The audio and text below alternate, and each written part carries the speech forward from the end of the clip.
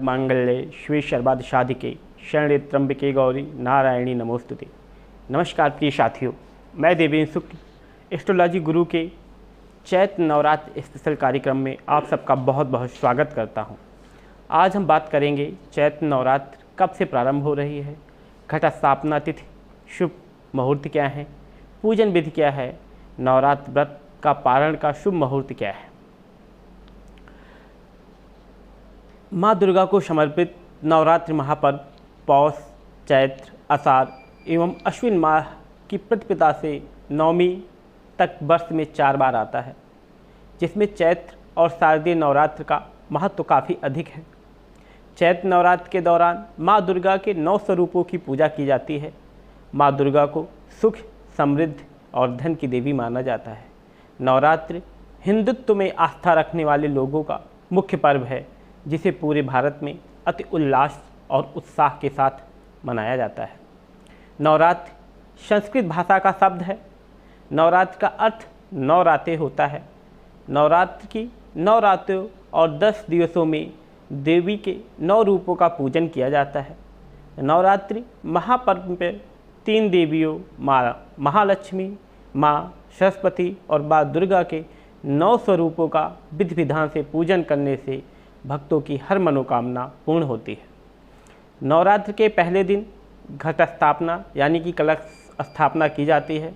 नवरात्र के 9 दिनों में माँ शैलपुत्री, ब्रह्मचारिणी, चंद्रघंटा, माँ कूष्मांडा, स्कंद माता, कात्यायनी, कालरात्रि, महागौरी और सिद्धरात्रि की पूजा की जाती है। चैत्र नवरात्र के लिए घट स्थापना चैत्र प्रतिपदा को होती है, जो कि हिंदू कैलेंडर का पहला दिवस होता है।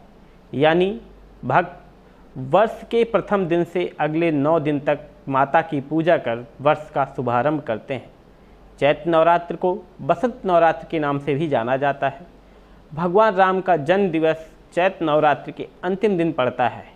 इस बार चैत्र नवरात्र 2 अप्रैल से शुरू हो रही है। तो आइए जानें घट स्थापना का शुभ मुहूर्त और कलश स्थापना विधि। प्रतिपदा तिथि 1 अप्रैल 2022 को सुबह 11:53 से शुरू होगी और 2 अप्रैल 2022 को सुबह 11:58 तक खत्म होगी। कलश स्थापना के लिए शुभ मुहूर्त 2 अप्रैल 2022 शनिवार की सुबह 6 बजे से शुरू होकर 8:31 तक रहेगा और आप इस दिन 11:58 तक भी कलश स्थापना कर सकते हैं। एवं जो भक्त अभिजित मुहूर्त में कलश स्थापना करना चाहते हैं वो 12 बजे से 12:50 तक कर सकते हैं, पर इस समय प्रतिपदा तिथि नहीं रहेगी। पहले दिन 2 अप्रैल 2022 को प्रतिपदा के दिन माँ शैलपुत्री की पूजा और घट स्थापना होती है। ऐसा माना जाता है कि चंद्रमा सभी भाग्य का प्रदाता है।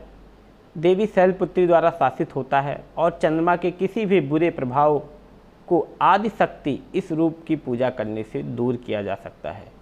दूसरे दिन यानी 3 अप्रैल को द्वितीया तिथि पर माँ ब्रह्मचारिणी की पूजा होगी।